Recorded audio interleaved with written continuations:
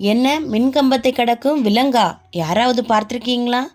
ஆமாங்க, மின்கம்பம், மரக்கிளை, கூடு இதையெல்லாம் தாண்டி தாண்டி செல்லக்கூடிய ஒரு தைரியசாலியான விலங்கு எதுன்னா அணில் தான்.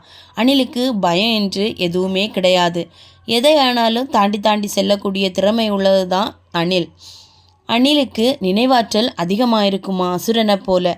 தனது உணவை எங்கே புதைச்சி வைத்திருக்கேன் அப்படின்னு ஒரு மாதம் வரைக்கும் அது ஞாபகத்தில் வச்சுருக்குமா. ஒரு மாதத்துக்கு மேலே சில நேரங்களில் மறந்து விடுமா. அந்த நேரத்தில் உள்ள விதைகள் முளைத்து மரங்களாக வளருமா. இது ஒரு வருஷத்தில் இந்த மாதிரி 100க்கும் மேற்பட்ட மரங்களை தோன்ற செய்தான் அணில். அணில் மேலிருந்து கீழே விழும்போது அதனுடைய முதுகை சுழற்றி தான் தன்னை பாதுகாத்து கொள்ளுமா. அதன் வால் தான் அணிலுக்கு ஸ்டியரிங் மாதிரி செயல்படுமா. அந்த வாலை கொண்டு தான் உடலை சமநிலை செய்ய இது பயன்படுத்துதான். அணில் ஒரு நாளைக்கு 100 கிராம் அளவுக்கு உணவை தேடிக்கொள்ளுதான். அதே போன்று முன்னோர்கள் புதைத்த உணவையும் கண்டுபிடிக்க இது தயங்காதான்.